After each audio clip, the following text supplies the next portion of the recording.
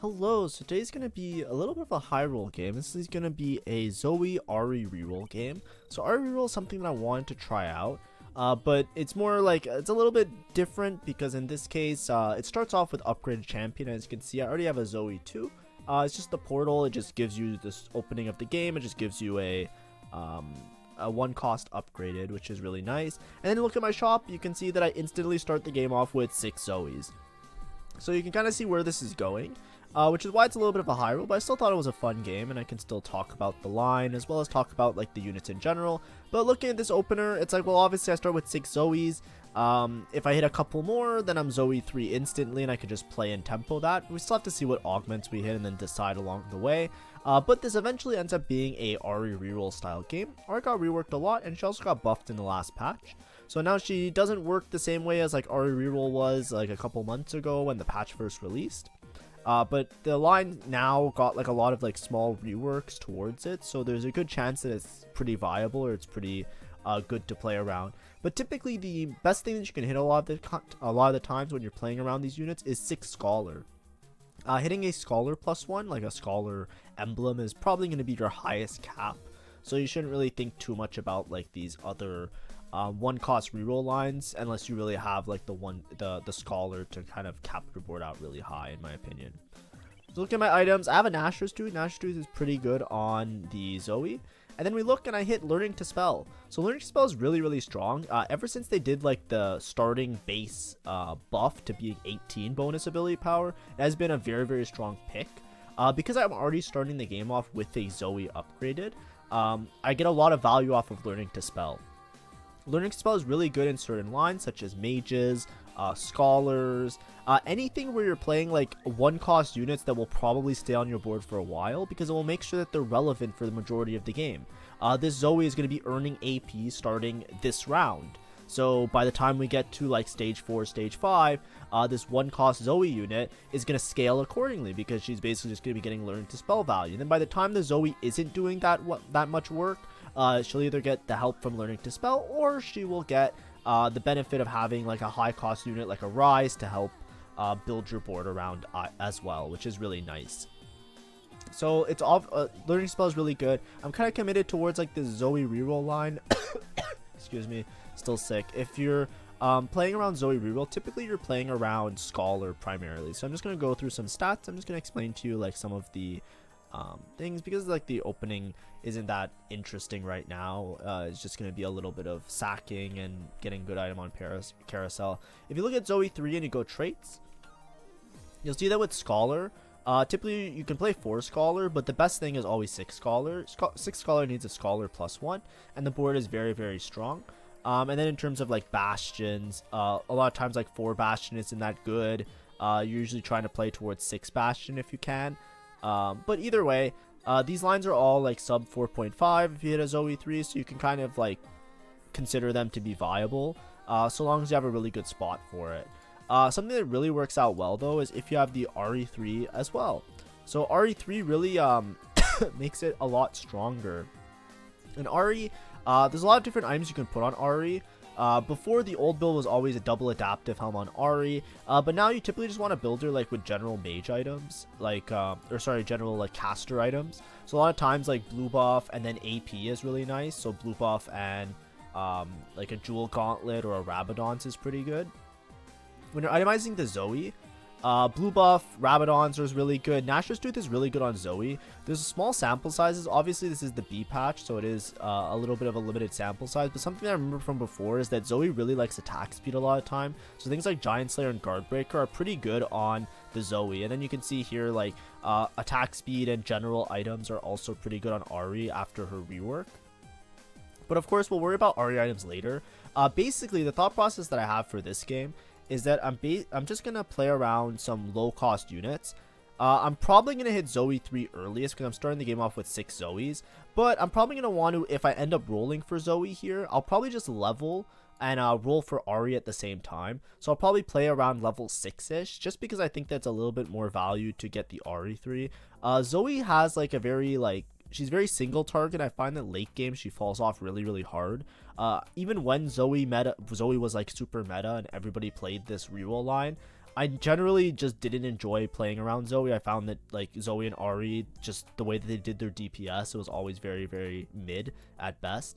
Now Ari, you don't have to do that weird positioning where she's doing like a bunch of true damage. Instead, she now gains Foxfires like the longer the fight goes on. So she benefits a lot from like doing multiple casts, as well as spending a lot of time gaining these extra Foxfires to do additional damage. She also scales really well off AP, but a lot of times you're going to play a board that looks similar to this. This is the classic like old school style board where you just play 4 Scholar, 4 Bastion. The 4 Bastion gives you enough front line for your backline used to do some damage, and then you usually play around the Ryze later, which I'll talk about. And then Taric, and it gives you Portal. If you're playing around 6 Scholar, a lot of times you're going to see yourselves playing a Bard. Excuse me. Whenever you play around 6 Scholar, a lot of times it makes sense to drop some of these shittier units. And a lot of times what you'll do is you'll play Bard, and then you'll play something like Tahm Kench and a Preserver. So for example, like, where is it? Morgana. Because just having the Preserver in with this board actually just spikes you by a lot, and then you can stack Vertical Arcana to get the extra Arcana bonuses. You can also lose Tahm Kench and play like a Diana, for example, and still play around 4 Bastion if you're high rolling hard enough that you can level up. So this board does cap very high. If you have a Scholar Emblem, you typically put on Morgana and then your 6 Scholar, and that gives you like a huge benefit. Scholar now gives some AP, so you don't have to worry too much about like the Ari Arcana bonus. You can play around some of the other bonuses, like Tahm Kench giving you a bunch of HP, for example, or Xerath that gives you a bunch of extra true damage. But that's basically the board that we're aiming for. As you can see, this is a couple turns later. I basically just naturaled the Zoe 3 already. I'm one off Zoe 3. Whenever you're at a point where you have a really big disparity in the amount of units that you have, you want to make sure that you don't just throw the game. So for example, here I hit Zoe 3 instantly. Even though I'm maybe playing a 1-cost reroll, you don't necessarily want to roll really deep on level 4 here. Yes, it's really efficient rolling because you already thinned out the pool and you won't see any more Zoes in your shop, but I'm so far off of the Poppy 3 and the Lilia 3 that at this point I'd rather just level and try and play around higher cost units to compensate and just like get RE3 maybe if Ryze is really contested. Whenever you hit a 1-cost very, very fast, if you only hit one of them, it doesn't make a lot of sense to just like roll and delete all of your econ just for the sake of hitting the other 1-cost, because that's like your cookie cutter game plan. If you hit one and you're very far off of the others, a lot of times it makes sense to just use that to tempo, and then you can just level, and then once you level, you can just play around your 4-cost board with the added benefit of having won a lot of the rounds because you already have this high roll position of this Zoe. This is a very high roll position, so it just comes down to converting it properly. Starting the game off this early with a learning to spell Zoe, the Zoe is always going to be relevant. I'm going to win a lot of the mid-game fights, and I'll be really, really strong into my late game. So what I would like to do, ideally, is one of two options. I'm either going to reroll Ari. I don't really care about getting the Poppy and the Lilia because I'd rather just play around a high-cost unit anyways. But I'd rather, I either want to reroll Ari to have a secondary carry that I can also scale up because I got this Ari very early, so I'm getting a lot of learning to spell value. Or I just want to teleport myself straight to level 8 and then just play around Ryze, Taric, and then cap my board at level 9 and play one of those like higher cost Scholar boards. We'll see how it goes. If I find a couple Aris on my way there, I am down to make the Ari 3. If I'm contested on Ryze, like if a lot of people in the lobby look like they're angling Ryze, then I will also probably just play for RE3. The reason being is that because I'm learning to spell, I get a lot of value off hitting 3 stars of these low cost units because they are going to be relevant for much later in the game. Something else that's really important to note is my item slams, right? I started with a Nashers because I'm learning to spell. Learning to spell, you want to have a certain amount of damage on deck. You want to make sure that your units are actually scaling, or else the augment is irrelevant. Having a Zoe 3 that's scaling means that I should just put as many items on her as possible to make sure that she's getting as many kills as possible. So I started the game off with a Nashor's Tooth. Nashor's Tooth is a good item on Zoe. It is a bit risky to make Nashor's Tooth because a bow and a belt are very useful items for making anti-heal. And then I also made Adaptive Helm. Adaptive Helm is also very risky because I'm taking away my Tear and my Cloak, which are also really good shred items. Now, the reason that I'm slamming these items early, I'm not greeting the items, is because I want the Zoe to be strong in the early game to scale up with learning to spell. So it's a very important aspect, and it's because of this high roll position. You can see I also made Giant Slayer. Now, Giant Slayer, I pointed out before just because it was in the stats and it says that it's pretty good. I remember Giant Slayer being really good on Zoe in previous patches when Zoe was relevant, and I looked at the stats in a deep dive at that point. However, I'm not entirely sure how good it is this current patch because there's not that big of a sample size. The thing is, I want to make sure that I slam all the items that I can because, like I said, I want this Zoe to scale as much as possible, and I want to make sure that I'm winning all of these rounds. I'm converting this high roll position into a lot of gold. Looking at these options, Magic Wand gives a little bit of ability power. It could also help with my itemizations for later. I decided to take Long Distance Pals. The reason Long Distance Pals works really well is because my units are infinitely scaling their AD. So Long Distance Pals is going to get basically almost like infinite value into late game. If my units scale, like the more my Zoe scales, she is now spreading that scaling with an additional unit. If that unit gets killed, she's giving it back to the Zoe. So now I'm basically just upping the AP of 2 units and giving myself a really good spot for a dual carry. So now, even if my Zoe scales infinitely, I have basically a second unit that is also, to a lesser extent, because obviously it's long distance pals, but to a lesser extent, I have 2 units now that are scaling infinitely with learning to spell, in addition to the rest of my board scaling with learning to spell. It actually works out really well. You'll see that long distance pals works out really well with certain comps, especially ones that have like a scaling factor. Learning to spell is, long distance pals is also really good with mages. You'll see in the stats there's a huge bump in these 2 augments, and that's just because of how meta and how powerful mages are right now. So just always keep those things in mind. I don't really like to do long distance pals if I have like an awkward subset of units. Here my whole board is going to be doing AP damage, so it's not like I have an AP carry and an AD carry and then my long distance is kind of weird because they're not making full use of the stats. Here I have a comp that is infinitely scaling my AP, and they both make really good use of having a lot of AP, so it makes sense to like kind of pair these 2 augments together to give me like not like Exodia, like not game winning in hand, but it puts me in a really strong spot for much of the game. And I'm trying to win as much of these early game rounds as possible. Here I leveled. I broke 50 gold, yes. The reason I leveled is because it gives me Portal. Portal is a pretty big jump. Just having the Portal in early game, it just dumping shit on the board, it has been consistently strong throughout the set. So what I am doing is I'm protecting my win streak, which is a 4 streak, by leveling to make sure that 1 or 2 of the guys that look really strong in my lobby, I didn't want to run into them and just lose the game, lose the round for no reason. So I'm sacrificing that 1 gold of interest to make sure that I can fit in Portal to try and keep my win streak going as long as possible. Here I'm looking at my items. I know that Jewel Gauntlet was pretty good on some of the units before, and it's an Ari. I think I scouted I don't know if I scouted this turn or I scouted the turn before, but when it was Augment round, I started to look around at people's boards. It looks like there's multiple people angling Ryze. So this is a glove, which is I can make a TG for my front line, I can make a steadfast for my front line, or I can use the glove to make a Jewel Gauntlet, like a backline item that's pretty efficient. I also have a Reforger anyways, so I was more inclined to just take Ari for Ari's sake, because I think I'm leaning now towards getting RE3. Remember I was saying before, I'm either going to roll for RE3 or I'm going to try and level and play Ryze Tarek as a dual carry.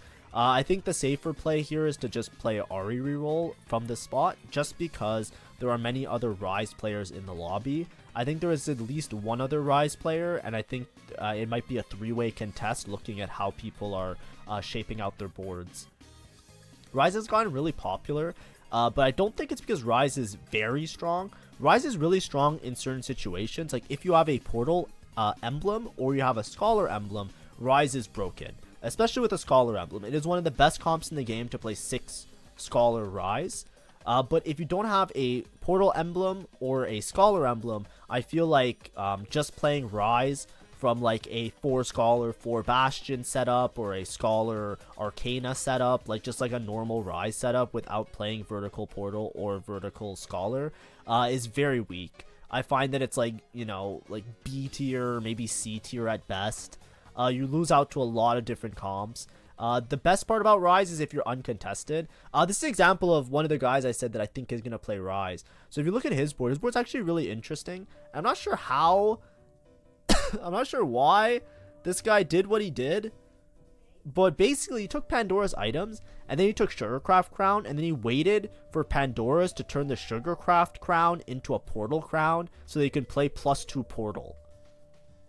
To me, that just seems fucking crazy, but maybe I'm wrong. Maybe this guy's fucking cooking, and he's the greatest player in this fucking server. But that seems like the dumbest shit I've ever seen. But it also might be because this guy was playing Sugarcraft. I don't know what's going on in this game. This guy's Portal with a Ryze, so it's going to be at least a 2-way contest. Right, this is what I was saying before. It's gonna be like a 3-way contest for Ryze. So at this point, let them all have fun, and I'm probably just gonna reroll for Ahri here. If I hit RE3, then I can scale up the Ahri. I'll itemize the Ahri, and then I'll just play the reroll line that I was talking about. Excuse me. So we'll see how it goes, of course, and then we'll decide later exactly how to build the board. If you look at the current board though, in a lot of these fights, I don't know if you can see it on the side of the screen, the Ahri's doing almost as much damage as the Zoe. I started to notice it a lot later in the game. I think Zoe really fucking sucks, and I think I should have swapped items over to Ahri, even in a spot like this, just to make sure the Ahri is getting more kills. I know that this like looks like it's a very like Zoe's carrying, Zoe reroll, blah blah blah. I really don't think this Zoe is that good as a unit. In hindsight, I don't think this is a good comp to play towards if you're just going strictly for the Zoe 3 and you're not going for like Ahri 3 and other stuff. Like the Ahri is doing, like, considering it's an Ahri 2 with 0 items, it's doing a surprisingly high amount of damage here. And the thing is, because I'm learning to spell, it makes sense to put items on the Ahri to scale the Ahri into late game, because I think the Ahri is going to be my late game carry in a lot of these cases. So we have to be, I should be more cognizant. Here I have a bunch of gold. I'm basically just going to roll down to try and hit this RE3. I'm obviously high rolling a little bit because I'm finding so many Ahris on this roll down. Basically one off of RE3. This was a very, very good roll down. I didn't expect it to be this good. But basically, as soon as I hit RE3, I should probably use one of my removers and just transfer items over to the Ahri. Here I just make Adaptive Helm. I want to itemize the Ahri the best that I can. And then I also make Steadfast Heart. Steadfast Heart, okay frontline item. I need some sort of frontline item in order to stabilize. I don't have Anti-Heal, I don't have Shred. So those are going to be my priorities in the next couple rounds. Obviously, like the next item drops I make, I have to make Anti-Heal and Shred. So that's going to be my priority from this point onwards. But we'll see how it goes. New Recruit is okay. It would have given me RE3 for sure. Portal Crown is good if I was playing towards the Portal line, but because I'm going for RE3 now and I already committed to rolling, I don't think it's Portal Crown here. Instead, I'd rather just take I'm the Carry Now. I'm the Carry Now is just generally good with some of these lines, just to give me some extra front line. Ahri scales really well with how many Foxfires she gets. She gets more as the fight goes on. So she's really good at cleaning up. And that's where a lot of her damage comes from. So I would definitely love to make it to a point where I'm Ahri I'm RE3 and I have like a lot more frontline that I can work around with. So here I hit RE3. I can level. I should probably level to put in Ryze. So now I don't know what's better if I put Portal or 4 Bastion. I'm close to this Lilia 3 as well, which is really nice. But I should be really strong. Now, this is the part where I think I mess up really badly. This is what I think stops me from getting a first this game. I'm not sure if I'm going to end up with a first this game. We'll see how it plays out. I kind of know because I played the game, obviously. But what really holds me back here is that I didn't itemize the Ahri now. If you look at it, my Ahri with 1 item is doing almost as much damage as my Zoe with 3 items. I think for late game especially, it's way more efficient to just itemize the Ahri here in order for the Ahri to scale faster, like with the learning to spell. Just make sure that the Ahri is getting more kills than the Zoe. Because like as much as the Zoe, like it's been scaling the whole game, Ahri has a little bit of like an AoE, right? The Foxfires do true damage to adjacent enemies. And I think that late game, my DPS won't, like the DPS from the Zoe just won't matter as much. This is the spot that I was confused with as well. I'm not sure if it's play 4 Bastion or play Portal. So like I can play the Shen over the Jace and play Portal. Like instead of playing 4 Portal, I can play instead of playing 3 Portal, 3 Bastion, I can play 4 Bastion. I don't think it matters that much. Here I don't have anti-heal or shred, so I don't think I'm killing this Rakan too.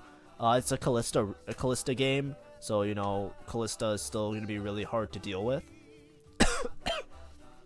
Sorry, they're not even itemized the Rakan, they itemized the Lilia, but either way. So that's a round that I expected to lose. But we're trying to set ourselves up to go level 8 here. If we go level 8, we can fit in our board a lot nicer. We can play 4 Portal, we can play 3 Portal and 4 Scholar pretty easily. And that's kind of the board that I'm aiming for. If I hit Xerath, I can also just play Vertical Arcana. Vertical Arcana works out really nicely in some of these lobbies, especially if you have a Tahm Kench, but we'll see how it goes.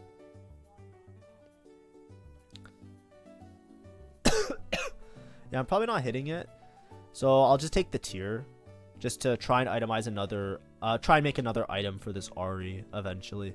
But like I said, this was a decision I made. I'm not going to change my decision. In my head, I was like, I should probably make Zoe first. But then after the game ended, I kind of thought about it a little bit. I was on stream and I was talking about it. And I said it was probably better to scale up Ryze and Ahri for late game and just itemize them and just disavow this Zoe. If I'm playing for first, like the more consistent strat is like, you know, go with the girl that you brought to the party. So like the Zoe's been scaling the whole game, so just keep her scaling.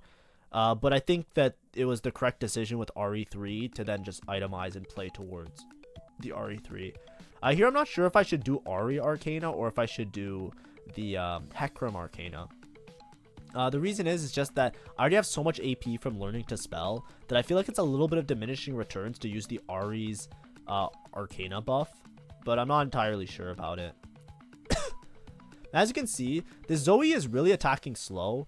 Obviously the Zoe doesn't have blue buff and doesn't have like perfect items, but you can see the Ahri with 1 item is doing as much damage as the Zoe in almost every single fight. So you can imagine that by interpolation, if you give the Ahri 3 items, she will effectively do more damage than Zoe.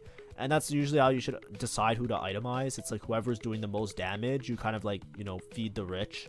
With TFT a lot of the time, it's like just get triple items on the unit that's doing the most amount of damage. You'll see that I'll fix it in a little bit, because basically I'm waiting till I get my final amount of items on the birds coming up on the neutral round. So I'm going to use my removers. I'm going to jumble up my items and fix everything up a little bit. But I think for right now, it's just kind of like a little bit I was a little bit too confused about it. This guy has a Xerath with an Archangel, so it's very scary. He can easily snipe my back line if I don't chew through his front line fast enough. Yeah, so this will be another round lost probably.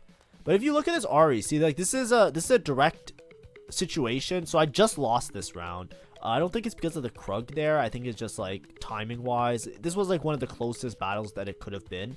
If my Ahri had the items, I'm pretty sure I won that fight. So that's another 1 unit loss that I could have prevented to keep my HP a little bit higher. But anyways, we're probably going to level next turn. Here I'm just going to remove her, probably both of the Zoe and the Ahri, and then I'll rearrange my items to give triple item to both of them. So I have a tier to play around with. I can use that tier to itemize either the Zoe or the Ahri. We'll see what we get. Ideally we want Shiv, so if we get a bow, that would be the best case scenario, because then we have proper shredding for our team. So let's pop this anvil. Yeah, I'm still itemizing the Zoe here. Ooh, I hit blue buff. Yeah, that's a little bit awkward. So here I'm not sure what the best Ahri itemization is. Like looking at it in post, I'll show you now. I should have just, whatever I itemize my Zoe as, I should have itemized my Ahri as, is what I should have done. Right? So this was the mistake. I told you I made this mistake throughout the game. It is very debatable. Obviously, my Zoe is scaling, so it makes sense. Like in my head, like intuitively, I was like, my Zoe's been scaling the whole game, so I'm just gonna give triple item to Zoe, and she'll be the primary carry still, and then Ahri will be the secondary carry. So I know that blue buff Nashers is best in slot on Zoe, and then the last item is flexible. So I made blue buff Nashers. I don't think I had the option of Shiv. I actually want to go back just to make sure.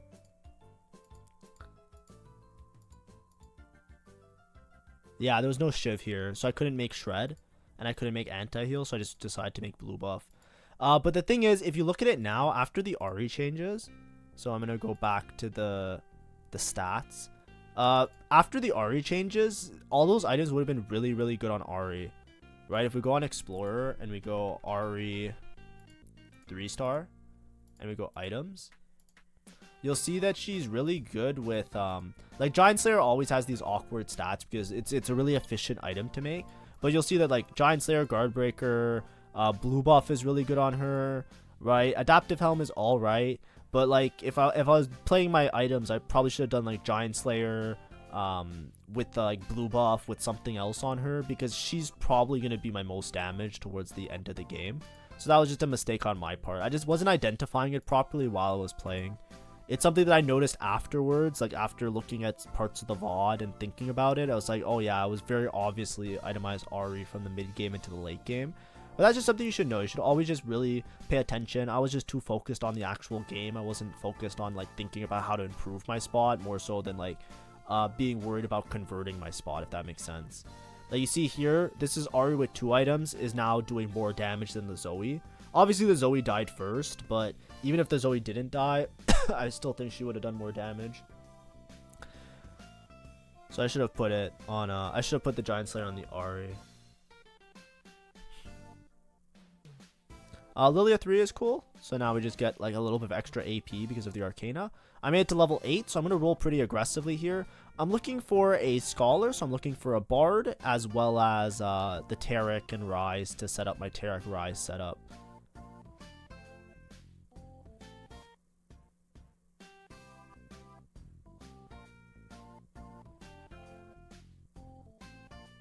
I was told that I missed a Bard on this roll down.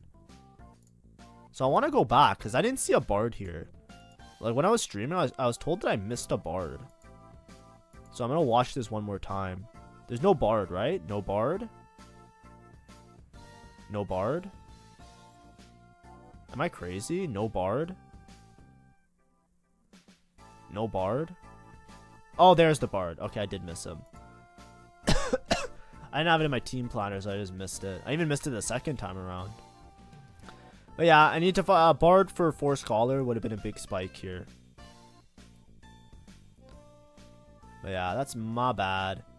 See, even these fights, it's just, I feel like it's always better to itemize this Ahri. But it's okay. At least now we know, right? That's the whole point of doing the VOD review for myself. If I wasn't learning anything, then what was really going on?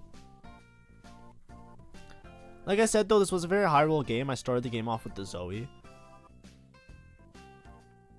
I started the game off with the Zoe 3 instantly, so you know, we can't really complain too much. And then I'm just rolling for Milio or Bard.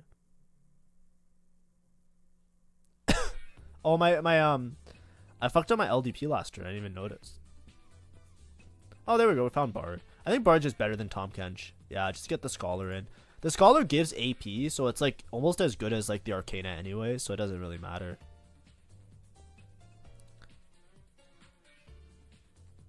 So we're fine. You can see now I'm actually like pulling up the damage, and I'm actually looking at it. So as you can see, like the Ahri will always start out with less damage, but it just comes down to if the Ahri scales or Foxfire is large enough. So that fight, Zoe did more damage. But the fight was also very fast because it was a very explosive battle between the two players, me and this guy. But that's why I think I was probably a little bit confused. Like in the past, I've played around the new Ahri when I play Scholar setups, and I find that she doesn't do that much damage, especially if she's like 2-star. But I think with the 3-star, she has enough damage, and if you live long enough, she definitely outscales. So here I'm looking for any Ahri item. Ideally, I have anti-heal or shred. But there is no anti-heal or shred items here, so I'm just going to take Guard Breaker because it's good enough as an Ahri item. It is pretty good on her anyways, but I think usually when you take Giant Slayer... when you take Guard Breaker, you're usually pairing it with something like a Jewel Gauntlet because it gives you damage amp, but it also gives you a little bit of crit chance, right? If you read its description, it gives you a bunch of everything. but the extra crit chance it gives you, because the glove component is usually what you make that item for, because then you pair guard breaker with another crit glove, so it stacks, so it gives you like a greater chance of like doing more damage with the crit. And then because you have your abilities that can crit with the Jewel Gauntlet, it synergizes really well. You want to have a lot of crit chance and then Jewel Gauntlet, and then you just blow a hole through like the enemy units. This guy's board is kind of fucking crazy, by the way. Look at this shit. He took Wandering Trainer, Trait Tracker into like another emblem as well. He did hit Arcana emblem, so like we're saved from that feral hell. But I'm pretty sure he's 8 Witchcraft. He has 3 Witchcraft emblems. So he's 8 Witchcraft or some shit? I'm not sure. If he's not 8 Witchcraft, he's definitely 6 Witchcraft. Tom Kench could be my next in, so I'm down to just buy this and then level for Tom Kench after. Tom Kench is a decent tank. I can also drop out a 4 Bastion. If I drop out a 4 Bastion, I can play like Vanguard with Morgana for Preserver. Like, there's a lot of different options. I don't think 4 Bastion is essential. I think 6 Bastion is really strong because it just got buffed and it's like extremely fucking good.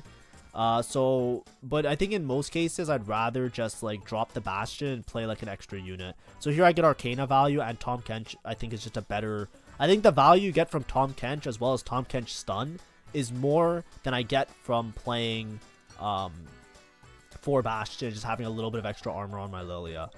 I'm obviously going to level later and play 4 Bastion, like in a couple turns. But I think that Tom Kench stunning is just so good. Here I just have too much damage, so I can actually chew through the Econ. Even without Shred and Anti-Heal, I was able to beat this board, which is really fucking funny to me. But I think it's also like I'm also scaling with Learning to Spell, which is really good. I'm also curious if I should be itemizing Ryze here. So remember before I was talking about how I should have itemized Ahri? There's a certain point where I should just itemize Ryze.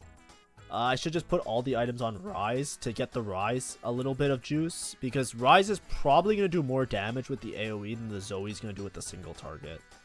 Here I remove the Zoe items. I'm going to get another remover, and then I can rearrange my shit a little bit. But we'll see. No anti-heal or shred, so I'm just going to take Thieves Gloves here. And I'll probably just Thieves Gloves Tom Kench and call it a day. And then in 1 or 2 turns, I can level in order to play the 4th Bastion. I just think Tom Kench is a little bit more value for this earlier game. I want to have a little bit of extra front line to help my Ahri scale. I could have used the 2 removers, and I could have swapped the items onto Ahri. I think Giant Slayer is better than Guard Breaker in this situation on the Ahri. Just because I think Giant Slayer just like the way it works, I think it synergizes a little bit better with the Ahri. Like it gives more attack speed and like Guard Breaker. But I'm not sure. But I think it's fine either way. Obviously, I think the best itemization for Ahri would have been blue buff, like blue buff adaptive Giants, or probably like blue buff Giant Slayer Guard Breaker would probably have been better on Ahri. But that's just my mistake. Like I was tunnel vision throughout this game. I mentioned it multiple times, but I think it's important because it's a learning experience, and that's the whole point of the videos on this channel. It's not to like, you know, stroke my own cock and say that I'm the best player. It's more so like I'm reviewing the game to say what I could have done better and what I did right. But in the same time, it's to like teach everybody, right? Say, hey, look, this was a mistake I made, so try not to make that mistake when you play. And if you know, I make the mistake and I point it out, then I should be a little bit better. Also, I hate this with LDP, by the way. There's so many times where like I try and swap sides, and then one side my units are LDP'd, and then the other side, because I don't know if it's the character models or like the micro spacing between the hexes, but out of nowhere they don't LDP anymore. So here I wanted to put Ahri on the opposite side of this Ryze, and then I lost LDP on my fucking Zoe. So this was against a clone. So this is actually a really big throw, because this was against the clone here, and I could have easily stabilized. Like I might have easily won that fight if I had the right units LDP'd. You see what I mean? Like it's so fucked sometimes. But it's fine. We can level now for 4 Bastions, so I'm gonna probably level here. Unless I roll and I try and find a Tarek. I think I just roll for a better charm, maybe. Oh, I bought the charm, so now I can't level. I remember this turn. I thought that I had enough to buy the charm and level, but I was off by 2 gold. So I bought charm instead. I can itemize some units. Also, probably not going to play the preserver variation because I have a Lilia 3 already. So because I already have the Lilia 3, I'm probably going to keep this Lilia 3 on my board. I'm just going to play the 4 Bastion setup. Unstable Treasure is also really good because if I get items on my Ryze, I'll get a lot of damage. Yeah, we're almost going to win this. Yeah, we win this fight. So Zoe Zoe clutched up. That's why we scale Zoe. That's a Milio with a Morello. I need anti-heal and I need shred. So that's one of the 2 that I needed. So perfect. And we're just going to itemize Ryze now to be our like tertiary carry. Milio can drop items on Ryze, which is great. It can also drop items on our front line, which is another thing that's amazing. So we're actually in a really, really good spot now. We're also going to level and hit 4 Bastion. But basically, against the last guy, I don't know if he dropped out of 8 Witchcraft, but I think he's 8 Witchcraft. He hasn't hit Fiora 2, but for these couple fights, it basically comes down to if I have a good charm. So here, it's like your team gains 30 armor. I was looking at his board, and he has a Ryze, so I don't think this charm is that good. So I'm actually going to try and roll for another charm. So I rolled for like the Execute, which I think is a little bit better. Let's count. Let's see if he's 8 Witchcraft. He has 8 Witchcraft, right? 1, 2, 3, 4, 5, 6, 7. I only count 6. We'll see. We'll see. I'll probably scout him next turn. But this is a good charm diff, right? I have executes and I have good AoE, so I'm able to kill everybody.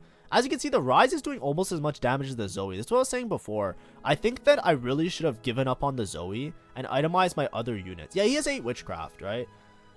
8 Witchcraft is very strong, but I need a charm to compensate, right? I don't know what his charms were the last couple of rounds, but this round I was basically rolling for a charm, and I didn't find any charms that were any good. So that's really unfortunate because now I'm going to lose this round. I need to beat this guy 2 more times in order to go first. Another optimization as well as talking a lot about the itemizations after. If my Ahri was more scaled and my Ryze was more scaled, I would have more DPS than this Zoe.